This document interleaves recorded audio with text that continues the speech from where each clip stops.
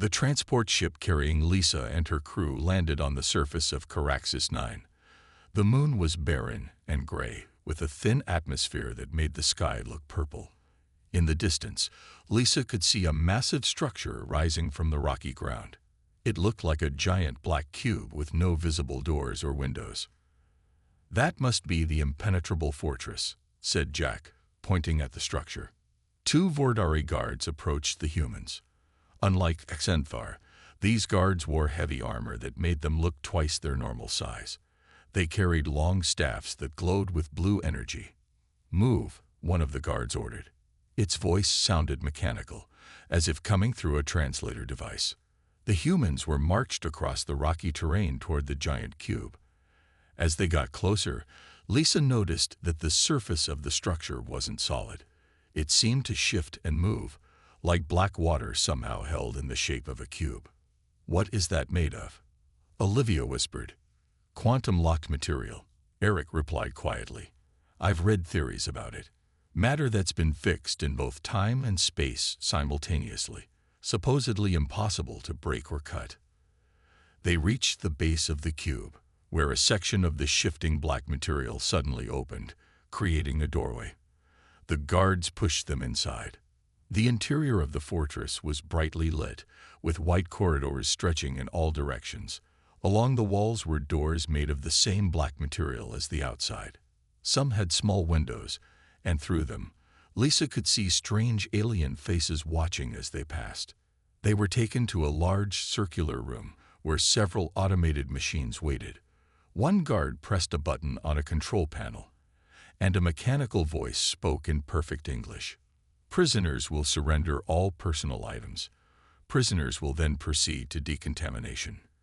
Resistance will result in disciplinary action." The crew reluctantly handed over their communicators, tools, and other small items they had in their pockets. Next, they were herded into separate chambers where jets of misty liquid sprayed their bodies. The liquid dried almost instantly, leaving their uniforms slightly discolored.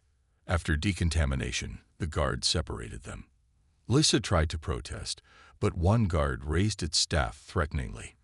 "Commander, don't," Sam warned. "We'll find each other." Lisa was taken down a long corridor and pushed into a small cell. The doorway sealed behind her, blending seamlessly into the wall. The cell contained only a simple bed-like structure and something resembling a toilet in one corner. One wall had a small clear panel that looked out into the corridor. Lisa examined every inch of her cell, looking for any weakness. The walls felt solid despite their slightly shifting appearance. When she pressed hard against them, they gave no sign of yielding. After what seemed like hours, a small opening appeared in one wall, and a tray with food and water slid through. The food was a gray paste that smelled bland but not unpleasant. As Lisa sat on the bed considering her situation, she noticed movement at the small window. An alien face peered in at her. It had large, sad eyes and green skin with small scales. It tapped on the window with a 3-fingered hand. "Human," it whispered in accented English. "New prisoner." Lisa moved to the window. "Yes, my name is Lisa Wright. Who are you?" "Grax," the alien replied. "Prisoner for 47 cycles. Never seen human before. How many others are imprisoned here?" Lisa asked. "Many," Grax said, glancing nervously down the corridor. "Hundreds. Many species. None escape. The Sentinel watches all." "The Sentinel. Prison eye," Grax explained. "Sees all. Knows all. Predicts escape attempts before they happen." Lisa was about to ask more questions when she heard a faint tapping from the ventilation grate near the floor of her cell. She knelt down and listened. "Commander, can you hear me?" It was Jack's voice, barely audible. "Jack, how are you doing that?" "The ventilation system connects all the cells," he replied. "I found a way to use it to communicate. I've already made contact with Derek and Allison." Lisa felt a surge of hope. "Can the aliens hear us through this system?" "I don't think so," Jack said. "Most of them are too big to get close to the vents. Listen, I've been examining the cell material. It's impressive, but I've noticed something odd. The walls respond slightly to vibrations. What does that mean? I'm not sure yet, Jack admitted, but it's something. One thing I know for certain, nothing is truly unbreakable. Lisa spent hours testing the walls of her cell. Each time she pressed her hand against the black material, she felt a slight vibration, like the walls were somehow alive. She tapped different patterns and noticed the material responded differently depending on the rhythm. Jack, she whispered into the vent. The walls seem to react to patterns. Can you feel it?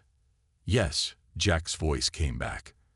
I've been counting the vibration frequencies. There's something strange about how they resonate with our movements. Olivia's voice joined in through the vent system. Commander, I've been running some simple tests. These walls respond differently to my touch than they do to the alien in the cell next to mine. I watched through my window as the alien touched their wall, and the material barely shifted. But when I touch mine, there's a visible ripple. That's interesting, Lisa said. Could it be responding to human biology somehow? It might be, Sam added from another vent. The food they gave us contains compounds I don't recognize. I think they're meant to keep prisoners docile. But I've noticed my thinking is still clear. Mine too, said Derek. I think humans process these compounds differently. A tap on her window interrupted their conversation. Lisa looked up to see Grax's green face peering in at her. Human, the alien whispered. Must be quiet. Guards coming soon. Lisa moved to the window. Grax, can you tell me more about this prison? How does it work? Grax glanced nervously down the hallway. Prison feeds on sadness, despair. More you give up hope, stronger walls become. Feeds on emotions. That's impossible, Lisa said. Not impossible. Vordari technology, very old, very advanced. Uses psychic energy. All prisoners eventually lose hope. Makes prisons stronger. Grax's eyes looked tired and defeated. Been here 47 cycles. Tried everything. What about the Sentinel? What exactly does it do? Watches. Listens. Learns. Grax pointed to a small black disc on the ceiling of the corridor. Has eyes everywhere. Knows what prisoners will do before they do it. Can predict behavior patterns. Lisa thought about this. Has anyone ever surprised it? Done something unpredictable? Grax's scales rippled in what might have been a shrug. Sentinel built by Vordari. Thinks like Vordari. Very logical, very ordered. No room for. Grax seemed to struggle for the word. No room for chaos. After Grax left, Lisa returned to the vent. Did everyone hear that? The prison supposedly feeds on negative emotions, and the Sentinel predicts behavior based on patterns. That matches what I've observed, Eric said through the vent. I've been tracking the guard movements. They follow exact patterns, down to the second. 3 guards pass my cell every 4 minutes and 27 seconds. Always the same pace, same formation. Algorithms, Nicole added. Not adaptive intelligence. That's a weakness. Allison joined the conversation. I've discovered something else. If I sing certain notes into the vent, I can hear echoes throughout the prison. I think I might be able to use sound waves to map the facility or even communicate with other sections. Good work, everyone, Lisa said. Keep observing and gathering information. A few hours later, Lisa heard a faint tapping on her cell's outer wall, not from the vent or window. She placed her ear against the wall and heard Jack's voice, muffled but understandable. Commander, I've confirmed it. These quantum-locked materials have a resonance frequency. When I tap a specific rhythm, the molecules in the wall vibrate slightly out of sync with each other. It's not much, but it's a flaw in the Unbreakable design. Can we exploit it? Lisa asked. Maybe, if we could create a strong enough vibration at exactly the right frequency, we might be able to destabilize the molecular bonds temporarily. But we'd need tools we don't have. Lisa's mind raced. What if we all worked together? Could our combined efforts create enough vibration? Possibly, Jack replied. But we'd need perfect coordination. The lights in Lisa's cell dimmed suddenly, indicating night cycle. As darkness fell, Lisa sat on her bed and began to formulate a plan. The Vorderi had built their prison based on alien psychology and behavior. They hadn't accounted for human ingenuity, teamwork, and most importantly, the human refusal to accept the impossible. As she drifted off to sleep, Lisa smiled. She had been in the Unbreakable prison for less than 12 hours, and already she could see cracks in its perfect design. Lisa woke to the sound of her cell door forming in the wall. A food tray slid through an opening near the floor. The gray paste looked the same as before, but this time there was also a cup of clear liquid that smelled sweet. She examined the liquid carefully before taking a small sip. It tasted like honey mixed with something metallic. As she ate, Lisa heard Sam's voice through the vent. "Commander, don't drink all of that sweet liquid. I think it contains stronger sedatives than the food paste." "Good call," Lisa replied. "Have you learned anything else about the compounds?" "Yes," Sam said excitedly. "The aliens near me are all sluggish after eating. One of them told me the food makes their minds foggy. But my thinking is still clear. I think our human biology processes these compounds differently. Could we use this difference somehow?" Lisa asked. "I already am," Sam replied. "I've been saving part of my food paste. If I let it ferment, I think I can create a stimulant that will help us stay alert during our escape." Lisa smiled. Every hour brought new discoveries. She moved to the vent to check in with the others. Olivia had news too. "The walls definitely respond to our biorhythms. When my heart rate increases, the wall material becomes slightly more rigid. When I'm calm, it's more flexible." "So the prison adapts to our physical state?" Lisa asked. "Yes, but imperfectly. It seems designed for alien physiologies that are more stable than ours. Human emotions and physical responses are more varied and change more quickly." Eric joined the conversation. "I've been watching the guards through my window. They follow exact routes and timing. There's a moment during shift changes when they're out of sync, a 3-second window where no guard has eyes on Section 4 of the corridor." "That could be useful," Lisa said. "Nicole, what have you got?" Nicole's voice came through clearly. "I've been counting my steps when they take me to the washing area, tracking the turns, and noting the cell numbers I pass. I've mapped about 30% of this section. There's a pattern to the layout." "Can you find us a way out?" Derek asked. "Not yet, but I'm working on it. If I can get one more trip to the washing area, I think I'll have enough information to create a basic map." Allison had made progress too. "I figured out how to use my voice to carry messages through the vent system. By singing at specific frequencies, I can target certain sections of the prison. I've made contact with prisoners 3 sections over." Jack was the last to report in. "The resonance frequency of the walls is complex, but I think I've got it figured out. If we all tap the same rhythm at exactly the same time, we might be able to weaken the molecular bonds enough to create an opening." "Great work, everyone," Lisa said. "Now we need to coordinate our efforts." Their planning was interrupted by a visit from Warden Senthar. The 6-eyed alien appeared at Lisa's window, its silver skin reflecting the bright corridor lights. "Human Commander," it said, its voice dripping with condescension. "How are you finding your accommodations?" "Quite comfortable," Lisa lied. "Though I'm curious why you're keeping us here." "We meant no harm." Xanthar's eyes rotated slowly. "Your kind always says that, but history proves otherwise. Every primitive species that reaches space believes they're special, believes they're ready. None of you are." "And who made the Vorderi the judges of other species?" Lisa asked. 30,000 years of galactic peace," Senthar replied. "Before us, this galaxy was chaos. Now, order reigns." "Sounds boring," Lisa said with a slight smile. The Vorderi's eyes stopped rotating. "Boring? You find peace boring." "Sometimes chaos leads to growth," Lisa suggested. "Sometimes the unexpected leads to new discoveries." Kenthar made a dismissive gesture. Human philosophy. Meaningless. The Sentinel has already analyzed your behavior patterns and those of your crew. Your species is predictable, like all the others.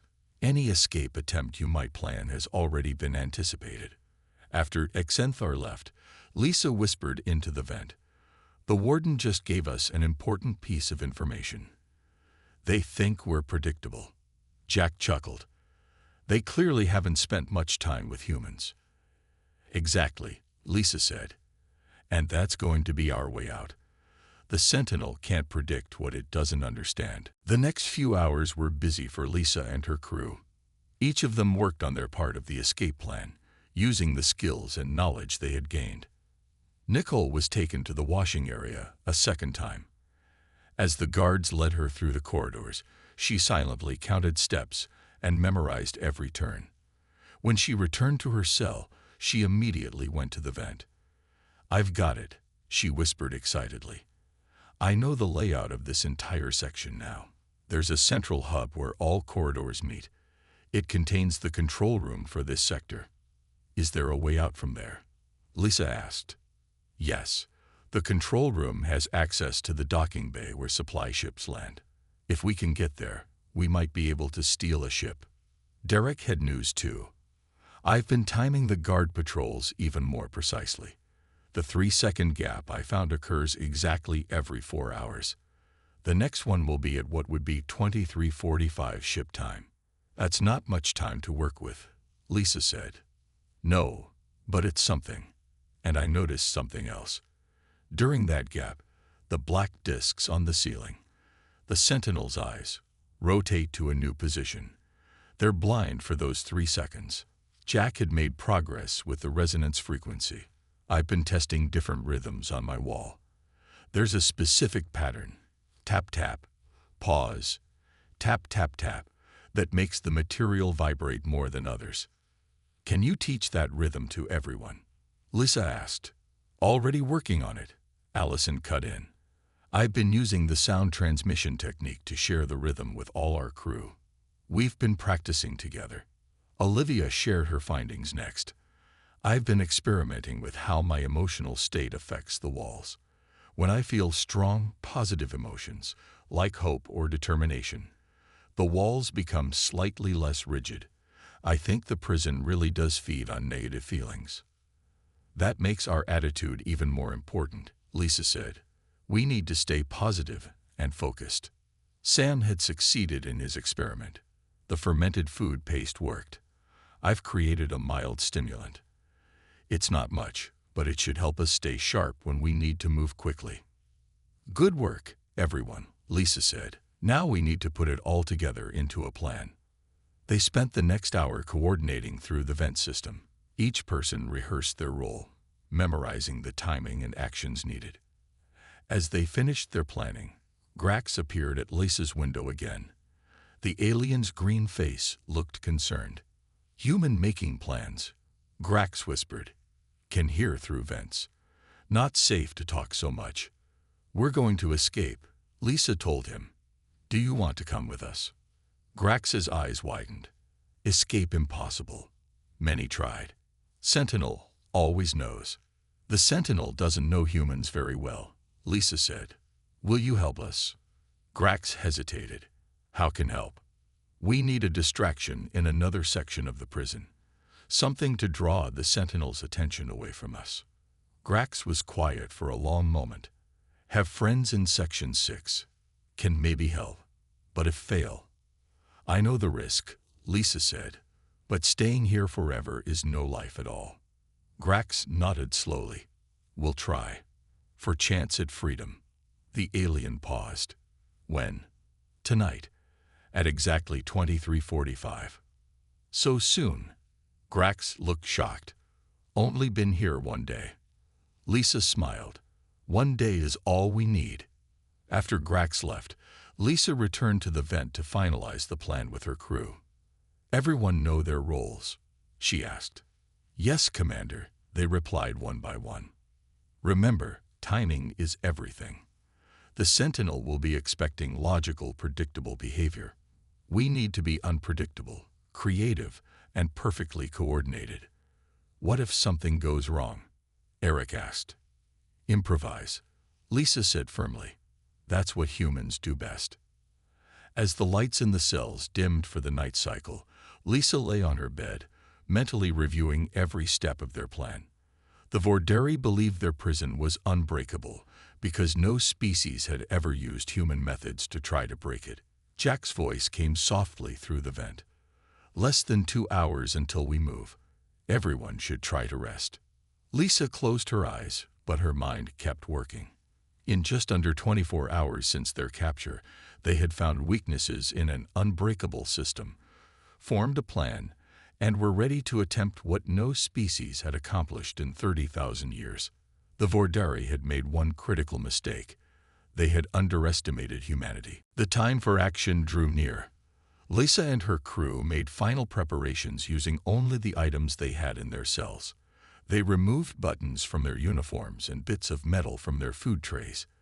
These small items would become their tools for escape. Jack fashioned a simple device from his belt buckle and bits of his food tray. When struck in a certain way, it vibrated at exactly the right frequency to affect the cell walls. He tested it quietly, tapping it against his wall. The black material rippled slightly in response. Allison had torn strips from her uniform and tied them together to make a crude string. By pulling it tight between her hands and plucking it like a guitar string, she could produce sounds at specific frequencies. She used this to send final instructions through the vent system to coordinate everyone's actions. Sam mixed his fermented food paste with water to create a drinkable stimulant. He passed small containers of it through the vent system to each crew member. The liquid tasted bitter, but sent a surge of energy through their bodies. Derek made a small mirror from the reflective surface of his food tray.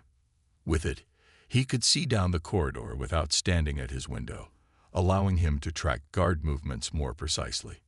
Eric created small balls from the bedding material in his cell. These would serve as distractions when thrown to create noise in empty areas, confusing the Sentinels' tracking systems. Nicole drew a detailed map of the prison layout on the floor of her cell using food paste as ink. She memorized every turn and corridor they would need to take. Olivia practiced controlling her emotions, finding that specific thoughts could alter her heart rate and breathing in ways that affected the prison wall's response to her. At 23:30, 15 minutes before the planned escape, Lisa gathered everyone's attention through the vent system. "Final check," she whispered. "Is everyone ready?"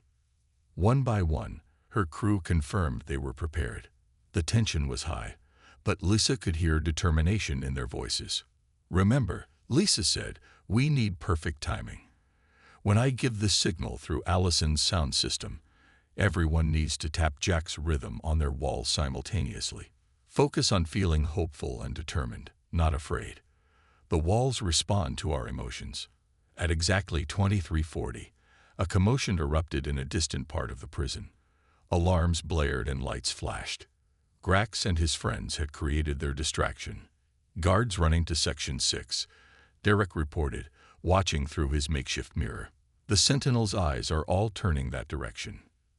"Perfect," Lisa said. "Get ready." At 23:43, Allison began humming a specific tone into the vent system. This was their final synchronization, making sure everyone was counting seconds at the same rate. At 23:44, Sam felt the stimulant kicking in fully. His mind became razor-sharp, his senses heightened. He whispered through the vent, "Stimulant working. Everyone should be feeling it now." Lisa felt it too, a clarity and focus unlike anything she had experienced before. She positioned herself at the spot on her wall where Jack had told her the resonance would be strongest. At 23:44 and 30 seconds, Derek whispered urgently, "Guard shift change beginning. Get ready." Lisa took a deep breath and focused on feelings of hope and determination. She thought about Earth, about freedom, about proving the Vorderi wrong. At exactly 23:45, Derek called out, "Now." 3-second window starting. Allison played the specific note that traveled through the vent system to every crew member's cell. Upon hearing it, Everyone began tapping Jack's rhythm on their walls in perfect unison. Tap, tap, pause. Tap, tap, tap. Lisa felt the wall beneath her fingers begin to vibrate. The black material rippled like water. Tap, tap, pause. Tap, tap, tap. The vibration grew stronger. The wall material began to thin slightly where they were tapping. Tap, tap, pause. Tap, tap, tap. With a final, powerful sequence of taps, Lisa's wall suddenly lost its solidity. Her hand pushed through, creating a small hole that rapidly expanded as the molecular bonds broke down. Similar holes appeared simultaneously in each crew member's cell. The supposedly unbreakable quantum-locked material had failed against the perfectly coordinated human assault. "We're through," Jack called excitedly. "Everyone out. Now." Lisa squeezed through the opening in her wall and found herself in the corridor. One by one, her crew emerged from their cells. For the first time since their capture, they were together again. 3 seconds left, Derek warned. The Sentinel's eyes are rotating back. "Move," Lisa ordered, "to the central hub, just like we planned." As the crew raced down the corridor, the Sentinel's alarm systems remained focused on the distraction in Section 6. For now, their escape was undetected. But Lisa knew that wouldn't last long. They had broken out of their cells. Now came the hard part, getting off Caraxes 9 alive. The 7 humans moved swiftly through the corridors of the impenetrable fortress. Nickel led the way, following the mental map she had created. "Left here," she whispered, guiding them around a corner. Then straight for 50 meters, then right. The corridors were eerily empty, with most guards responding to the distraction in Section 6. The few surveillance discs they passed were still pointed away from them. "The central hub should be just ahead," Nickel said. As they approached a large circular door, they heard the first alarm specifically targeting their section. A harsh buzzing sound filled the corridors. "They've noticed our empty cells," Lisa said. "Move faster." Eric pulled out his distraction balls and threw one down a side corridor. It bounced loudly, drawing the attention of the Sentinel's surveillance discs. They swiveled toward the noise. "Good thinking," Lisa told him. "Keep doing that." Derek, who was watching their rear, suddenly hissed, "Guards coming. 2 of them, moving fast." "I've got this," Olivia said. She stayed behind while the others continued forward. When the guards appeared, she stood perfectly still in the middle of the corridor. "Prisoner loose," one guard shouted, raising its weapon. Instead of running, Olivia began to sing a strange, haunting melody. The guards hesitated, confused by this unexpected behavior. The Sentinel had not predicted a prisoner would stand and sing when confronted. While the guards were momentarily stunned, Olivia suddenly darted between them with surprising speed. Another behavior the Sentinel hadn't anticipated. She rejoined the group as they reached the central hub. "The control room is through there." Nickel pointed to a heavily secured door. Jack examined it quickly. "Same material as our cells, but thicker. Our resonance trick won't work fast enough." Allison stepped forward. "I have an idea." She moved to a communication panel next to the door and began singing into it at various frequencies. The panel sparked and fizzled. "What are you doing?" Lisa asked. "The prison systems use sound waves for some functions," Allison explained. "I'm trying to." The door suddenly slid open. Beyond it was a room filled with control panels and screens showing different sections of the prison. "It worked," Jack said, impressed. They rushed into the control room. 2 Vordari technicians turned in surprise, but Derek moved quickly to subdue them. "Sam, Jack, see what you can do with these controls," Lisa ordered. Everyone else watched the doors. Sam and Jack studied the alien technology, quickly figuring out the basic functions. "I think I can release all the cell doors in the prison," Sam said. "Create a massive distraction." "Do it," Lisa commanded. Sam pressed a series of buttons. On the screens, they could see hundreds of cell doors opening throughout the prison.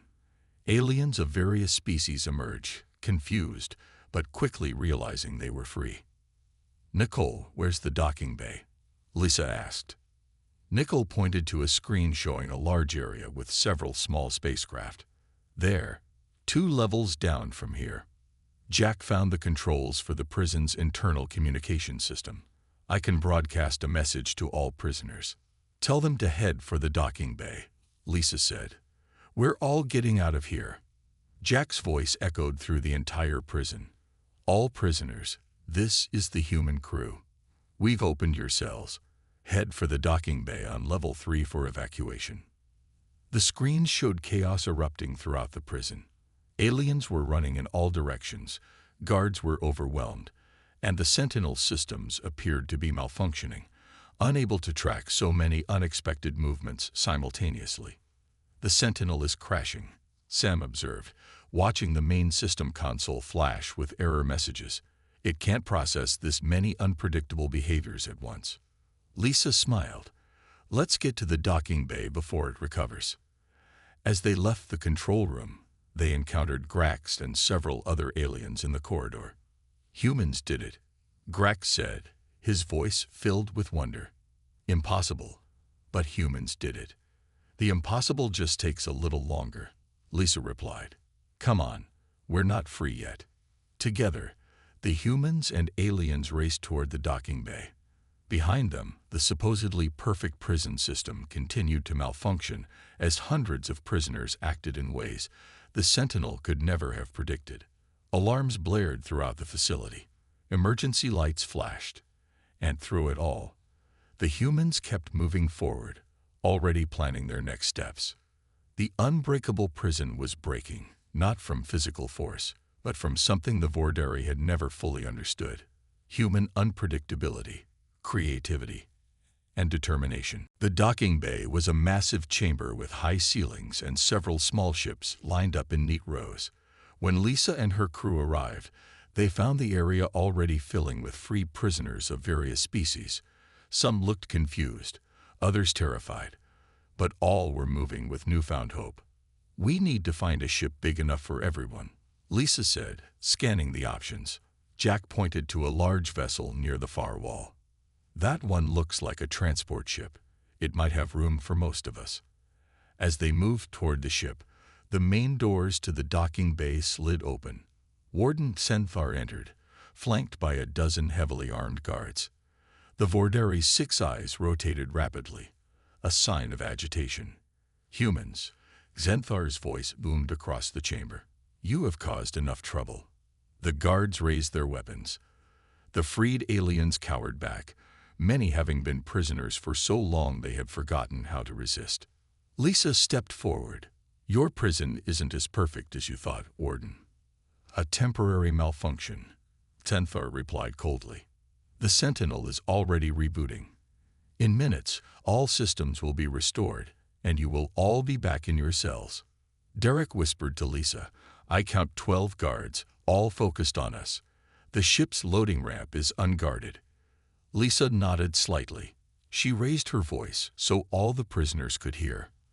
"The Vordari have kept you imprisoned because they fear what you might become. They fear change, creativity, freedom. Today we've proven that nothing is truly unbreakable."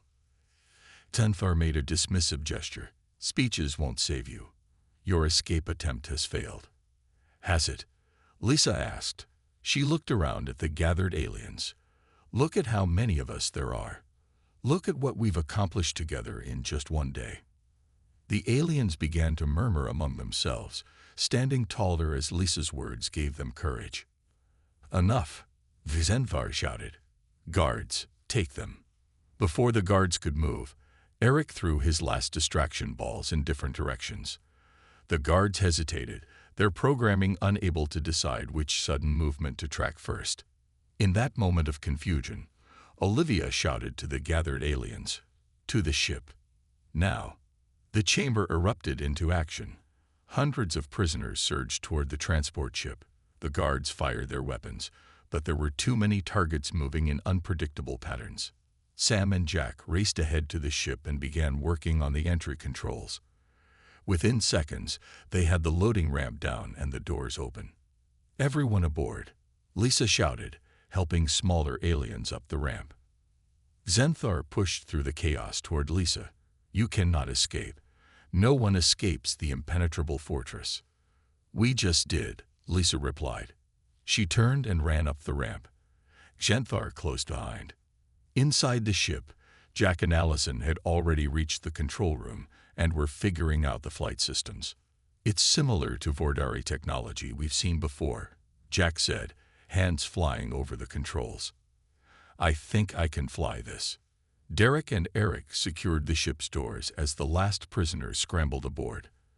Xanthar tried to force his way in but was pushed back by the combined strength of several aliens. Everyone hold onto something, Jack called as he activated the engines. The ship shuddered and lifted off the docking bay floor. Guards fired at them, but the transport ship's hull easily deflected their weapons. Docking bay doors are closing, Nickel warned, pointing at the massive doors slowly sliding shut ahead of them.